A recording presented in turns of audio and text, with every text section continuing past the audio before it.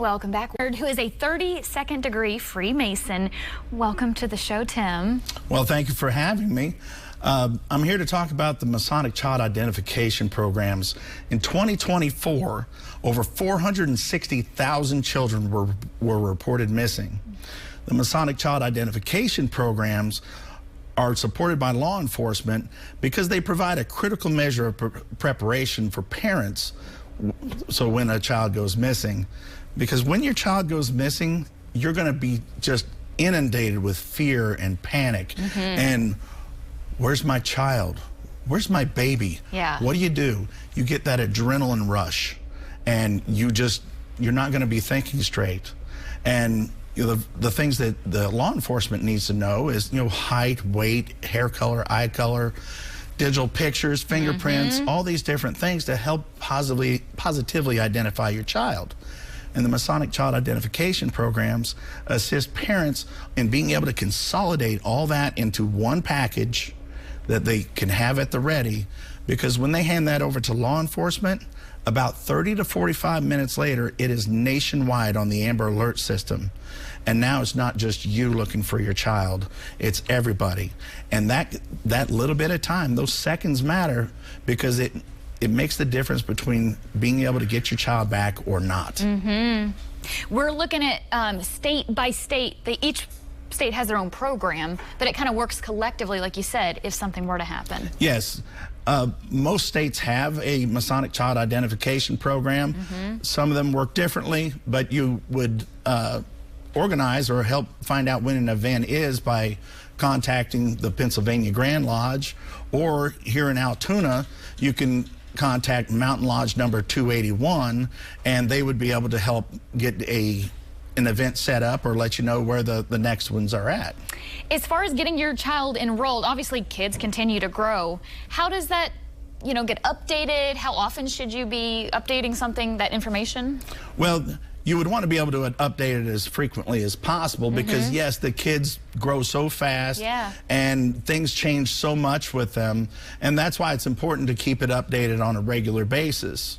Now, if your state, Pennsylvania does have a program, but if they didn't, they could use the FBI's child identification app, and you can get it on Android or iPhone, and you can just keep that right there as well. And that's at least something that will help be able to consolidate all that information. What are some of the, misconceptions or myths that you guys typically hear within the program?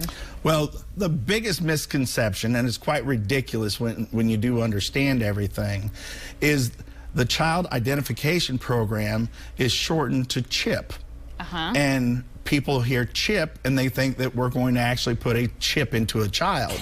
Oh, no. Well, there's nothing invasive about this. This is only consolidating information, and your kid's not a dog and we're not vets. Right.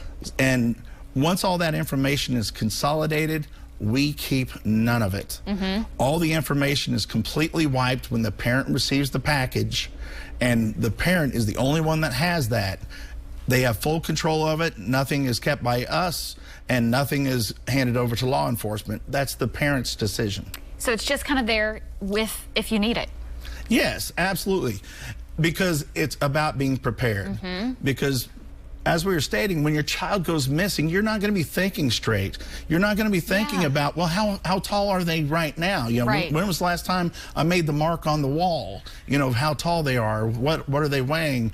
And especially some of the kids today with what color is their hair? Is it pink this week or purple?